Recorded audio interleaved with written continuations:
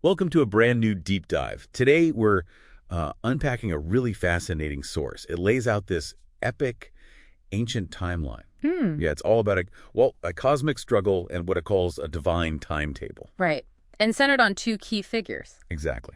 The woman's offspring and Satan, as the source names them. And our goal here is to sort of trace this conflict. Yeah, our mission is to see how this narrative details this ongoing fight where Satan continually tries to block the offspring's ultimate plan right from the start. And it's interesting how it begins, right at the genesis of order. How so? Well, the source describes God establishing that order and even confining fallen angels to Hades, like a dark underworld. Okay. And it also notes God giving clear commandments to Adam, setting the rules, basically. But what's striking is how fast Satan gets involved. Right, almost immediately. The source highlights his instant goal, tempting Eve, then Adam, to disobey. Yeah. Trying to stop the truth of those commandments from being, proven. Exactly. And the source connects that first act, that disobedience, to something bigger. Which is? Well, that God had already promised this woman's offspring a prophetic figure described as a firstborn from a specific lineage. Ah, so Satan's strategy had to shift immediately. Precisely. It pivoted instantly to destroying that specific line. And you see that play out right away. Adam's waiting for this offspring, has Cain and Abel, but the source shows Satan working through Cain. Cain kills Abel. Another block attempt. But God provides Seth. Exactly. Preserving the way. It's more than just a pattern, isn't it? It shows how these seemingly separate events are actually linked by this conflict.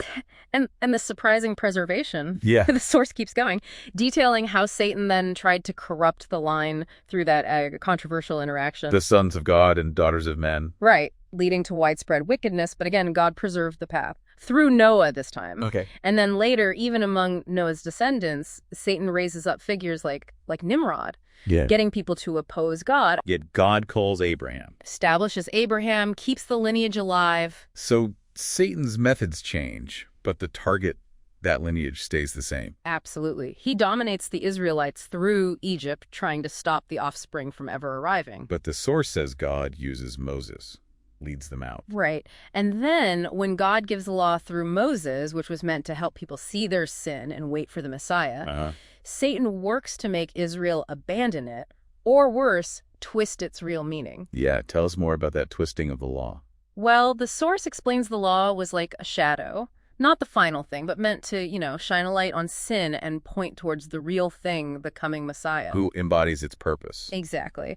But Satan tricked Israel into misunderstanding it, using it to cover sin, not reveal it, even making them expect a Messiah focused only on, say, worldly wealth. They missed the true one. Totally missed the point. Yeah, and the attempts just kept coming. Relentlessly. Oh, yeah. The source mentions Satan misleading Solomon, causing Jeroboam to set up false worship. Which led to northern Israel's fall to Assyria. Then leading Judah into sin.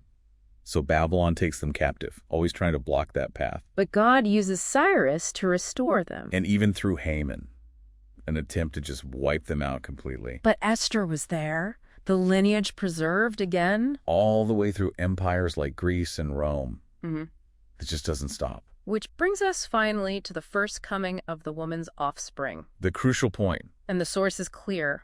Through the cross, the offspring crushed Satan's head, proving God's love, God's justice.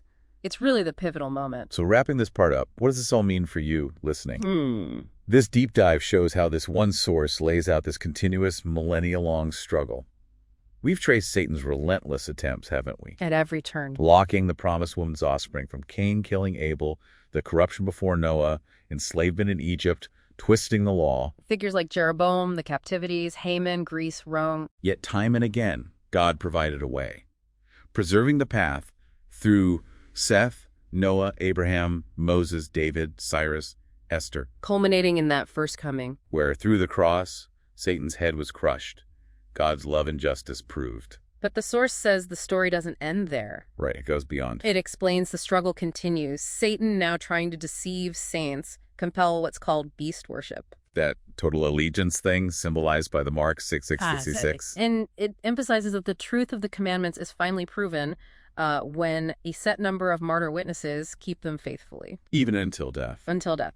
loving God and neighbor more than their own lives. This leads to their resurrection, their transformation. And sets the commandment as the standard for judgment. That's what the source indicates. It even suggests Revelation holds the final key for creation's completion. Wow. Okay, so here's a final thought for you to carry forward. How does seeing this long, continuous narrative laid out by the source, this detailed timeline of opposition and divine purpose, how does that influence your understanding of the bigger picture? And maybe, just maybe, the significance of endurance when you face challenges today. Something to think about.